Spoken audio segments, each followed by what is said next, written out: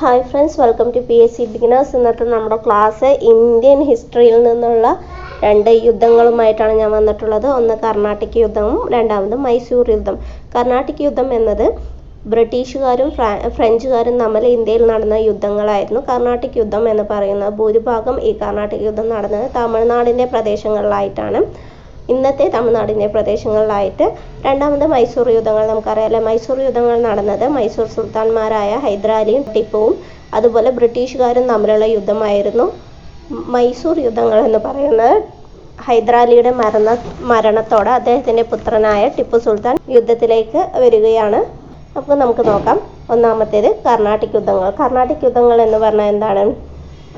നമ്മൾ പറഞ്ഞൂല്ലേ, കർണാട്ടിക് യുദ്ധങ്ങൾ എന്ന് പറഞ്ഞാൽ യൂറോപ്പിൽ നടന്ന ഓസ്ട്രിയൻ പിന്തുടർച്ചാവകാശത്തിൻ്റെ ഭാഗമായി ഫ്രഞ്ചുകാരും ബ്രിട്ടീഷുകാരും തമ്മിൽ ഇന്ത്യയിൽ വച്ച് നടന്ന യുദ്ധമാണ് കർണാട്ടിക് യുദ്ധങ്ങൾ എന്ന് പറയുന്നത്. യൂറോപ്പിൽ നടന്ന ഫ്രഞ്ചും ബ്രിട്ടനും തമ്മിൽ നടന്ന യുദ്ധത്തിൻ്റെ അനന്തര ഫലമായിട്ട് ഇന്ത്യയിൽ നടന്ന യുദ്ധമാണ് ഈ കർണാട്ടിക് യുദ്ധം എന്ന് പറയുന്നത്. അതുപോരാതെ ഈ ഫ്രഞ്ച് ഈസ്റ്റ് ഇന്ത്യ കമ്പനി ആയാലും ശരി, അതുപോലെ ബ്രിട്ടീഷ് ഈസ്റ്റ് ഇന്ത്യ കമ്പനി ആയാലും ശരി, അവരുടെ രണ്ടുപേരും ലക്ഷ്യം എന്ന് പറയുന്നത് എന്താണ്?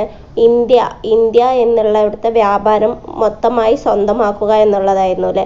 ആ ഒരു പ്രശ്നം കൂടി ഈ യുദ്ധങ്ങൾക്ക് കാരണമായിട്ടുണ്ടായിരുന്നു.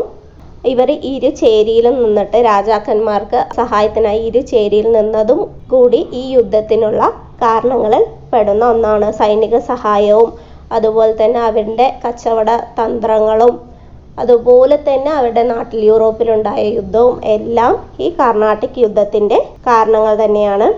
1746 മുതൽ 1763 വരെയാണ് കർണാട്ടിക് യുദ്ധങ്ങളുടെ കാലഘട്ടം എന്ന് പറയുന്നത്.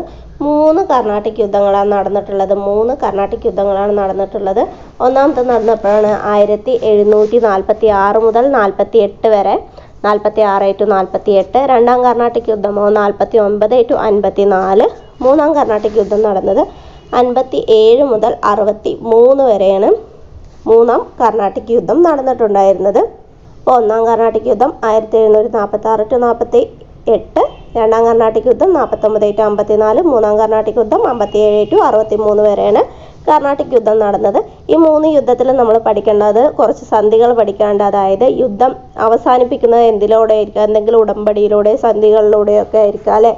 ആ സന്ധികൾ, ഉടമ്പടി ഉണ്ടാക്കുന്നത് ഏത് ഭാഗക്കാരാണ് തോറ്റത് അവിടെ വെച്ചിട്ടായിരിക്കാം ഈ സന്ധികൾ ഉണ്ടാക്കുക. ഒന്നാം കർണാട്ടിക് യുദ്ധത്തിനെ അവസാനിപ്പിക്കാൻ കാരണമായ സന്ധി എന്ന് പറയുന്നത് എന്തായിരുന്നു? ഐസ്ല-ചപ്പേൽ ഉടമ്പടി പ്രകാരമായിരുന്നു. 1748 ആ യുദ്ധം അവസാനിച്ച വർഷമായിരിക്കും സന്ധിയുടെ വർഷം. അപ്പോൾ 1748 ഒന്നാം കർണാട്ടിക് യുദ്ധം അവസാനിച്ചത്. അപ്പോഴാണ് ഐസ്ല-ചപ്പേൽ ഉടമ്പടി ഉണ്ടായത്. രണ്ടാം കർണാട്ടിക് യുദ്ധം അവസാനിച്ചപ്പോഴാണ് 1754 അല്ലേ പോണ്ടിച്ചേരി സന്ധി ഉണ്ടായത്. അപ്പോഴാണ് 1754 രണ്ടാം യുദ്ധം, കർണാട്ടിക് യുദ്ധം അവസാനിപ്പിക്കാൻ കാരണമായ ഉടമ്പടിയാണ് പോണ്ടിച്ചേരി ഉടമ്പടി എന്ന് പറയുന്നത്. മൂന്നാം കർണാട്ടിക് യുദ്ധം അവസാനിക്കാൻ കാരണമായ ഉടമ്പടി ഏതാണ്? പാരീസ് ഉടമ്പടി. 1763 പാരീസ് ഉടമ്പടിയോടെയാണ് മൂന്നാം കർണാട്ടിക് യുദ്ധം അവസാനിച്ചത്. നമുക്ക് നോക്കാം. ഒന്നാം കർണാട്ടിക് യുദ്ധം 1746 മുതൽ 1748 വരെയായിരുന്നു ഒന്നാം കർണാട്ടിക് യുദ്ധത്തിൻ്റെ കാലഘട്ടം എന്ന് പറയുന്നത്. യൂറോപ്പിൽ ഓസ്ട്രിയൻ പിന്തുടർച്ചാവകാശ യുദ്ധത്തിൻ്റെ പരിണത ഫലമായി ഇന്ത്യയിൽ നടന്ന യുദ്ധമാണ് ഈ ഒന്നാം കർണാട്ടിക് യുദ്ധം എന്ന് പറയുന്നത്. അപ്പോൾ യുദ്ധത്തിൻ്റെ പ്രധാന കാരണമായിരുന്നത് എന്തായിരുന്നു? ഇന്ത്യയിലെ വ്യാപാര കുത്തക നേടിയെടുക്കാനുള്ള ബ്രിട്ടീഷുകാരുടെയും ഫ്രഞ്ചുകാരുടെയും ശ്രമമാണ് ഒന്നാം കർണാട്ടിക് യുദ്ധത്തിൻ്റെ പ്രധാന കാരണം എന്ന് പറയുന്നത്. അപ്പോൾ ഒന്നാം കർണാട്ടിക് യുദ്ധത്തിൻ്റെ ഭാഗമായിട്ട് ഫ്രഞ്ചുകാർ എന്ത് പിടിച്ചെടുത്തു? മദ്രാസ് പിടിച്ചെടുത്തു. ഒന്നാം കർണാട്ടിക് യുദ്ധത്തിൻ്റെ ഫലമായി ഫ്രഞ്ചുകാർ മദ്രാസ് പിടിച്ചെടുത്തു. അത് യുദ്ധം അവസാനിച്ച ഐസ്ല-ചാപ്പേൽ ഉടമ്പടി പ്രകാരം ആ മദ്രാസ് അവർ എന്ത് ചെയ്തു? പിന്നീട് ബ്രിട്ടീഷുകാർക്ക് തന്നെ തിരികെ നൽകുകയുണ്ടായി. ഈ ഒന്നാം കർണാട്ടിക് യുദ്ധ സമയത്ത് ഫ്രഞ്ച് ഗവർണർ എന്ന് പറയുന്നത് ഡൂബ്ലെ ആയിരുന്നു. ആരായിരുന്നു?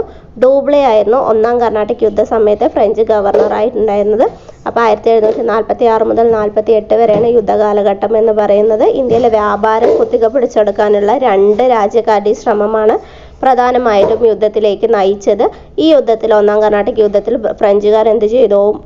മദ്രാസ് പിടിച്ചെടുത്തു. പിന്നീട് ഐസ്ല-ചാപ്പേൽ ഉടമ്പടി പ്രകാരം ആ പ്രദേശം ബ്രിട്ടീഷുകാർക്ക് തന്നെ തിരികെ നൽകുകയുണ്ടായി. ഒന്നാം കർണാട്ടിക് യുദ്ധ സമയത്ത് ഫ്രഞ്ച് ഗവർണർ ആയിരുന്നത് ആരായിരുന്നു? ഡൂബ്ലെ ആയിരുന്നു. നമ്മൾ ആദ്യം പറഞ്ഞില്ലേ, ഈ യൂറോപ്പിൽ നടന്ന ഓസ്ട്രിയൻ പിന്തുടർച്ചാവകാശ യുദ്ധത്തിൻ്റെ ഫലമായിട്ടാണ് ഒന്നാം കർണാട്ടിക് യുദ്ധം ഇന്ത്യയിൽ നടന്നത് എന്ന് പറഞ്ഞില്ലേ. അപ്പോൾ യൂറോപ്പിലെ ഓസ്ട്രിയൻ പിന്തുടർച്ചാവകാശ യുദ്ധം അവസാനിച്ചപ്പോൾ എന്ത് ചെയ്തു? ഒന്നാം കർണാട്ടിക് യുദ്ധവും അവസാനിപ്പിച്ചു. അപ്പോൾ നമ്മൾ പറഞ്ഞു ഇവിടെ എന്ത് ചെയ്തു എന്നാണ് പറഞ്ഞത്, മദ്രാസ് നമ്മൾ ബ്രിട്ടീഷുകാർക്ക് തിരിച്ചു കൊടുത്തു എന്ന് പറഞ്ഞു അല്ലേ. അതുപോലെ ഐസ്ല ചപ്പേൽ ഉടമ്പടി പ്രകാരം ബ്രിട്ടീഷുകാർ എന്ത് ചെയ്തു? ബ്രിട്ടീഷുകാർ പിടിച്ചെടുത്ത വടക്കേ അമേരിക്കയിലെ ഫ്രഞ്ച് കോട്ടയായ ലൂയിസ്ബർഗ് അവരും തിരിച്ചു നൽകി.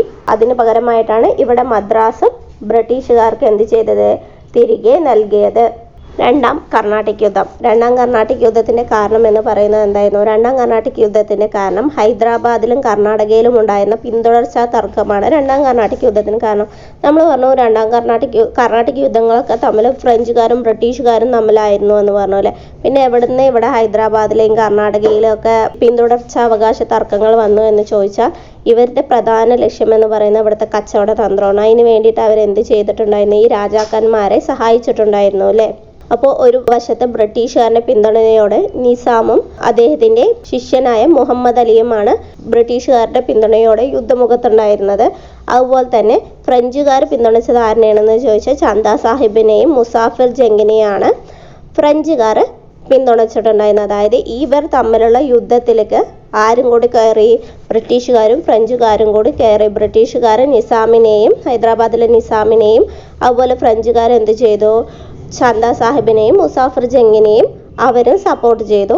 ഇതിലെ ബ്രിട്ടീഷ് സൈന്യത്തെ നയിച്ചത് ആരാണെന്ന് ചോദിച്ചാൽ റോബർട്ട് ക്ലൈവ് ആയിരുന്നു. അപ്പോൾ രണ്ടാം കർണാട്ടിക് യുദ്ധത്തിൽ ബ്രിട്ടീഷ് സൈന്യത്തെ നയിച്ചത് റോബർട്ട് ക്ലൈവ് ആണ്. യുദ്ധത്തിൻ്റെ ഫലമായിട്ട് ബ്രിട്ടീഷ് സൈന്യം എന്ത് ചെയ്തു? ആർക്കോട്ട് പിടിച്ചെടുത്തു. യുദ്ധത്തിൻ്റെ ഫലമായി ബ്രിട്ടീഷ് സൈന്യം ആർക്കോട്ട് പിടിച്ചെടുക്കുകയും ചെയ്തു. യുദ്ധം അവസാനിപ്പിച്ചത് എപ്പോഴാണ്? 1754 എന്ത് ഉടമ്പടി പ്രകാരമാണ്? പോണ്ടിച്ചേരി ഉടമ്പടി പ്രകാരമാണ്. അപ്പോൾ രണ്ടാം കർണാട്ടിക് യുദ്ധം നടന്നത് 1749 മുതൽ 54 വരെയാണ്. പ്രധാന കാരണം എന്തായിരുന്നു? ഹൈദരാബാദിലെയും കർണാടകത്തിലും ഉണ്ടായിരുന്ന പിന്തുടർച്ചാവകാശ തർക്കമായിരുന്നു രണ്ടാം കർണാട്ടിക് യുദ്ധത്തിൻ്റെ പ്രധാന കാരണം എന്ന് പറയുന്നത്. ഇതിൻ്റെ ഇടയിലേക്ക് ആരും കൂടി കയറി എന്നാണ് പറയുന്നത്. ബ്രിട്ടീഷുകാരും ഫ്രഞ്ചുകാരും കൂടി കയറിയപ്പോൾ അത് രണ്ടാം കർണാട്ടിക് യുദ്ധത്തിന് കാരണമായി. ഇതിൽ ബ്രിട്ടീഷ് സേനയെ നയിച്ചത് ആരാണ് ചോദിച്ചാൽ റോബർട്ട് ക്ലൈവ് ആണ്. എന്നിട്ട് എന്ത് ചെയ്തു? യുദ്ധത്തിൻ്റെ ഫലമായിട്ട് ബ്രിട്ടീഷ് സൈന്യം എന്ത് പിടിച്ചെടുത്തു? ആർക്കോട്ട് പിടിച്ചെടുത്തു. അതിനുശേഷം 1754 പോണ്ടിച്ചേരി സന്ധി പ്രകാരം യുദ്ധം അവസാനിക്കുകയും ചെയ്തു. ഈ രണ്ടാം കർണാട്ടിക് യുദ്ധത്തിൽ ഫ്രഞ്ചുകാരുടെ കയ്യിൽ നിന്നും ആർക്കോട്ട് പിടിച്ചെടുക്കുന്നതിന് നേതൃത്വം നൽകിയത് ആരാണ്? Robert Clive. ഒന്നാം കർണാട്ടിക് യുദ്ധത്തിൽ മദ്രാസ് ആര് പിടിച്ചെടുത്തു? ഫ്രഞ്ചുകാർ പിടിച്ചെടുത്തു. അവർ തിരിച്ചു നൽകി. രണ്ടാം കർണാട്ടിക് യുദ്ധത്തിൽ ആര് പിടിച്ചെടുത്തു? ബ്രിട്ടീഷുകാർ ആർക്കോട്ട് പിടിച്ചെടുത്തു. അടുത്തത് മൂന്നാം കർണാട്ടിക് യുദ്ധം 1757 മുതൽ 1763 വരെയായിരുന്നു മൂന്നാം കർണാട്ടിക് യുദ്ധം നടന്നിട്ടുണ്ടായിരുന്നത്.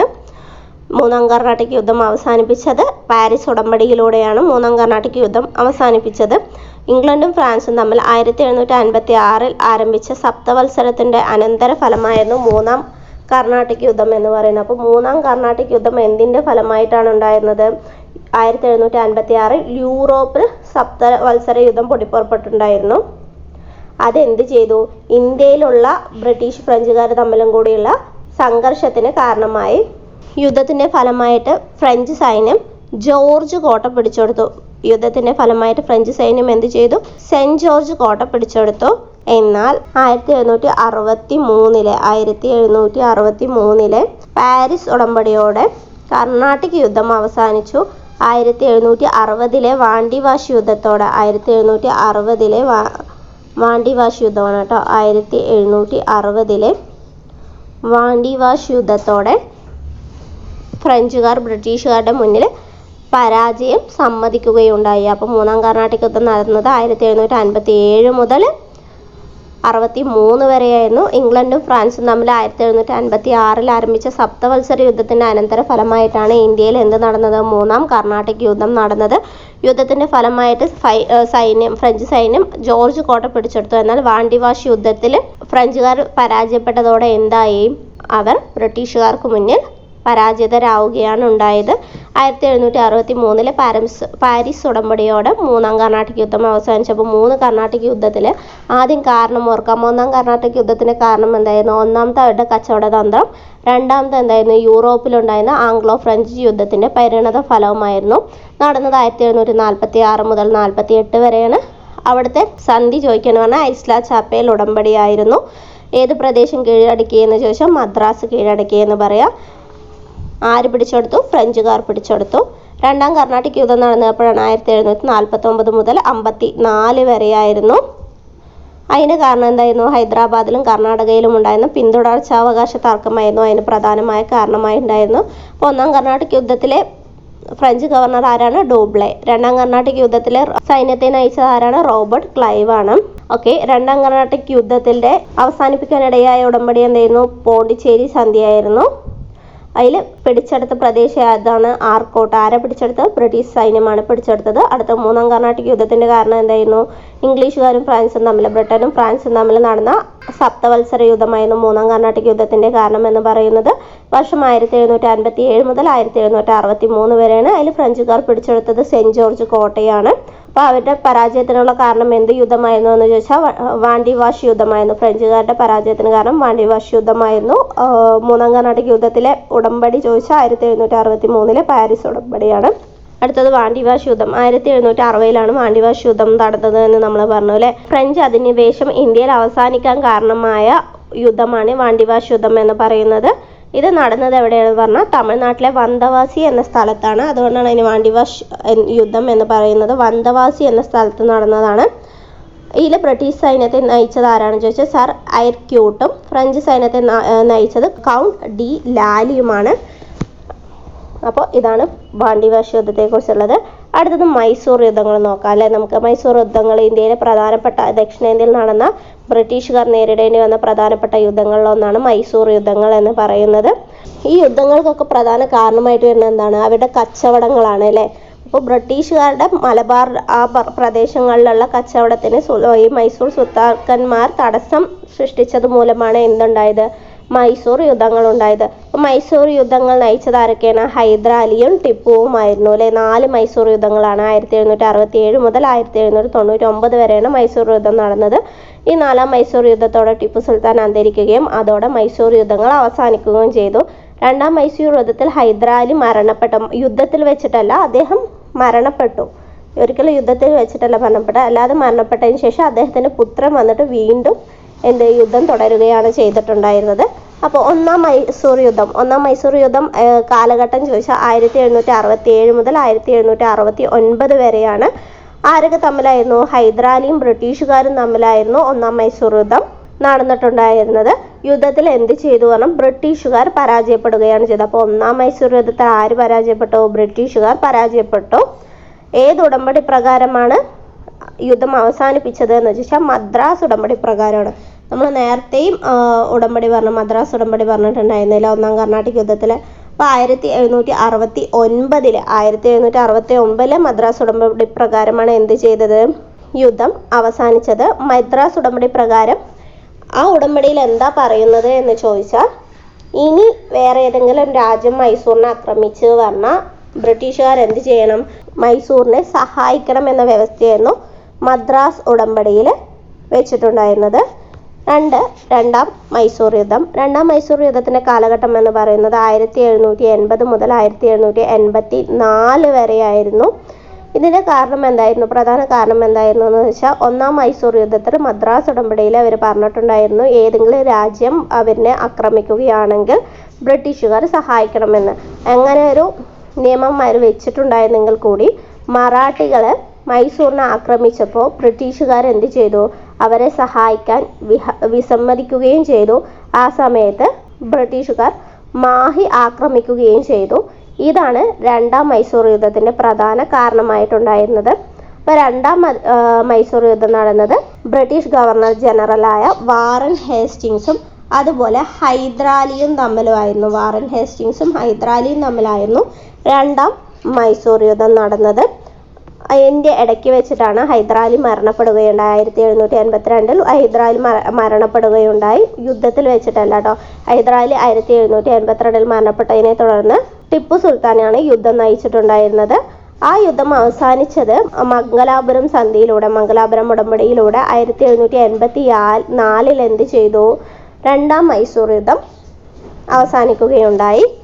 അടുത്തത് മൂന്നാം മൈസൂർ യുദ്ധം. മൂന്നാം മൈസൂർ യുദ്ധത്തിൻ്റെ കാലഘട്ടം എന്ന് പറയുന്നത് 1790 മുതൽ 1792 വരെയായിരുന്നു മൂന്നാം മൈസൂർ യുദ്ധത്തിൻ്റെ കാലഘട്ടം എന്ന് പറയുന്നത്. മൂന്നാം മൈസൂർ യുദ്ധം നടക്കാനുള്ള പ്രധാന കാരണം എന്തായിരുന്നു? ടിപ്പുവിൻ്റെ തിരുവിതാംകൂർ ആക്രമണമായിരുന്നു മൂന്നാം മൈസൂർ യുദ്ധം നടക്കാനുള്ള പ്രധാന കാരണം എന്ന് പറയുന്നത്.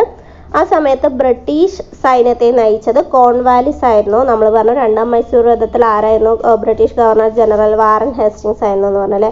മൂന്നാം മൈസൂർ യുദ്ധത്തിൽ ബ്രിട്ടീഷ് സൈന്യത്തെ നയിച്ചത് കോൺവാലിസ് ആയിരുന്നു. അപ്പൊ എന്തുകൊണ്ടാണ് ടിപ്പു സുൽത്താന് മലബാർ തിരുവിതാംകൂർ ആക്രമിക്കാൻ കാരണം എന്ന് ചോദിച്ചാൽ, കൊച്ചിയിലെ ഡച്ചുകാരിൽ നിന്ന് കോട്ടയും അതുപോലെ കൊടുങ്ങല്ലൂരും തിരുവിതാംകൂർ വിലക്ക് വാങ്ങിയതാണ് ടിപ്പു സുൽത്താന് തിരുവിതാംകൂർ ആക്രമിക്കാൻ കാരണമായത്. അപ്പൊ ഈ സമയത്ത് കോൺവാലിസ് പ്രഭു എന്ത് ചെയ്തു പറഞ്ഞാൽ, ടിപ്പു സുൽത്താനെതിരെ യുദ്ധം ചെയ്യാൻ വേണ്ടിയിട്ട് ആരെ കൂടി കൂട്ടുപിടിച്ചു? മറാഠികളെയും അതുപോലെ നിസാമിനെയും കൂടി വശത്താക്കിക്കൊണ്ടിട്ടാണ് ആർക്കെതിരെ യുദ്ധം നയിച്ചത്? ടിപ്പുവിനെതിരെ യുദ്ധം നയിച്ചത്.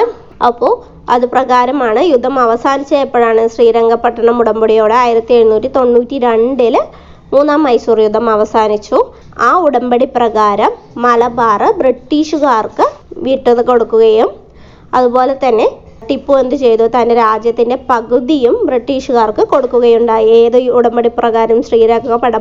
ശ്രീരംഗപട്ടണം ഉടമ്പടി പ്രകാരം മൂന്നാം മൈസൂർ യുദ്ധത്തിൽ. അതും പോരാതെ 330 ലക്ഷം രൂപ നഷ്ടപരിഹാരം കൂടി ആർക്ക് നൽകി? മൂന്നാം മൈസൂർ യുദ്ധത്തിലെ ബ്രിട്ടീഷുകാർക്ക് നൽകി. അപ്പോൾ ഇതിൽ നിന്നെല്ലാം എന്ത് മനസ്സിലാവാം? ടിപ്പുവാണ് അവിടെ എന്ത് ചെയ്തിട്ടുള്ളത്? തോൽവി സമ്മതിച്ചിട്ടുള്ളത്. അപ്പോൾ നമ്മൾ പറഞ്ഞു ഇതിൽ ബ്രിട്ടീഷുകാർ ആരൊക്കെ സഹായിച്ചു പറഞ്ഞു? മറാഠികളും നിസാമും സഹായിച്ചു എന്ന് പറഞ്ഞില്ലേ.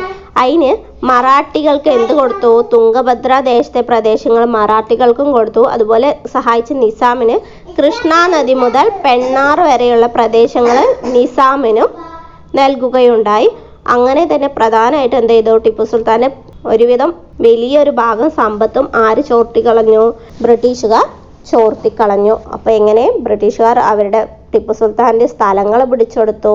അതുപോലെ അദ്ദേഹത്തിൻ്റെ കയ്യിൽ നിന്ന് നഷ്ടപരിഹാരം വാങ്ങി, രാജ്യത്തിൻ്റെ പകുതി പിടിച്ചെടുത്തു. പിന്നെ കുറേ പ്രദേശങ്ങൾ മറാഠകൾക്കും നിസാമിനും നൽകുകയും ഉണ്ടായി. അതാണ് മൂന്നാം മൈസൂർ യുദ്ധത്തിൽ നടന്നത്.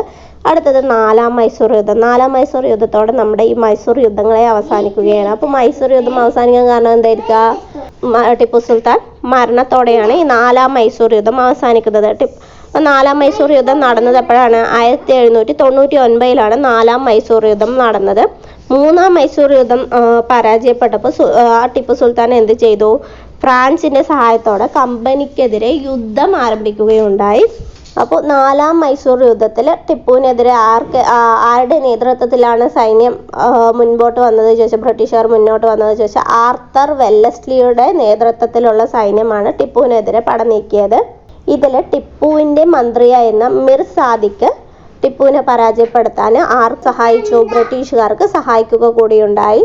ടിപ്പു സുൽത്താൻ്റെ മരണത്തിന് കാരണമായ യുദ്ധമാണ് നാലാം മൈസൂർ യുദ്ധം എന്ന് പറയുന്നത്. അപ്പോൾ ടിപ്പുവിൻ്റെ മരണത്തോടെ എന്തായി? ബാക്കിയുള്ള പ്രദേശങ്ങൾ കൂടി ആർക്ക് കിട്ടുകയാണ്? ബ്രിട്ടീഷുകാർക്ക് കിട്ടുകയാണ് അല്ലേ. ടിപ്പു സുൽത്താൻ അറിയപ്പെടുന്നത് എന്താണ്? മൈസൂർ കടുവ എന്നറിയപ്പെടുന്നതാണ് ടിപ്പു സുൽത്താൻ. മൈസൂർ കടുവ എന്നറിയപ്പെടുന്ന ആരാണ്? ടിപ്പു സുൽത്താനാണ് അല്ലേ. ഇന്ത്യയിൽ ആദ്യമായിട്ട് റോക്കറ്റ് സാങ്കേതിക വിദ്യ ഉപയോഗിച്ച ഭരണാധികാരിയും ടിപ്പു സുൽത്താനാണ്. അദ്ദേഹമാണ് ഫ്രഞ്ച് വിപ്ലവത്തെ അനുകൂലിച്ച് ശ്രീരംഗപട്ടണത്ത് ഫ്രഞ്ച് പതാക ഉയർത്താൻ അനുവാദം നൽകിയത്. അതുപോലെ സ്വാതന്ത്ര്യത്തിന്റെ ട്രീ നട്ടതും എല്ലാം ആരാണ്? ടിപ്പു സുൽത്താനാണ്. അതുപോലെ ജാക്കോബിൻ ക്ലബിൽ അംഗമായ ഭരണാധികാരിയും ടിപ്പു സുൽത്താനാണ്. അദ്ദേഹം നാലാം മൈസൂർ യുദ്ധത്തോടെ എന്ത് ചെയ്യപ്പെടുകയാണ്? വധിക്കപ്പെട്ടു. എപ്പോഴാണ്? 1799 മെയ് 4 അദ്ദേഹം വധിക്കപ്പെട്ടത്. ഇന്ത്യയിൽ ആദ്യമായിട്ട് റോക്കറ്റ് സാങ്കേതിക വിദ്യ ഉപയോഗിച്ച അദ്ദേഹമാണെന്ന് പറഞ്ഞു. അതുപോലെ അനവധി ഭരണ പരിഷ്കാരങ്ങളും അദ്ദേഹം നടപ്പിലാക്കിയിട്ടുണ്ടായിരുന്നു. പുതിയ നാണയ സംവിധാനം, മിലാദി കലണ്ടർ, പുതിയ ഭൂനികുതി വ്യവസ്ഥ എന്നിവയെല്ലാം നടപ്പിലാക്കിയത് ആരാണ്? ടിപ്പു സുൽത്താനാണ്. അദ്ദേഹത്തിന്റെ വാക്കുകളാണ്: ജീവിതം മുഴുവൻ ആടിനെ പോലെ ജീവിക്കാതെ ഒരു ദിവസമെങ്കിലും സിംഹത്തെ പോലെ ജീവിക്കണം എന്നുള്ളത്.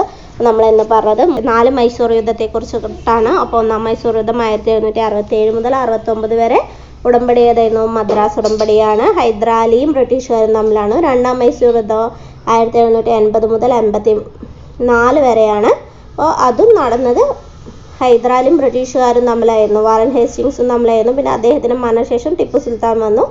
മംഗലാപുരം സന്ധിയോടെയാണ് യുദ്ധം അവസാനിച്ചത്. 3-ാം മൈസൂർ യുദ്ധം നടന്നത് 1790 മുതൽ 1792 വരെയായിരുന്നു.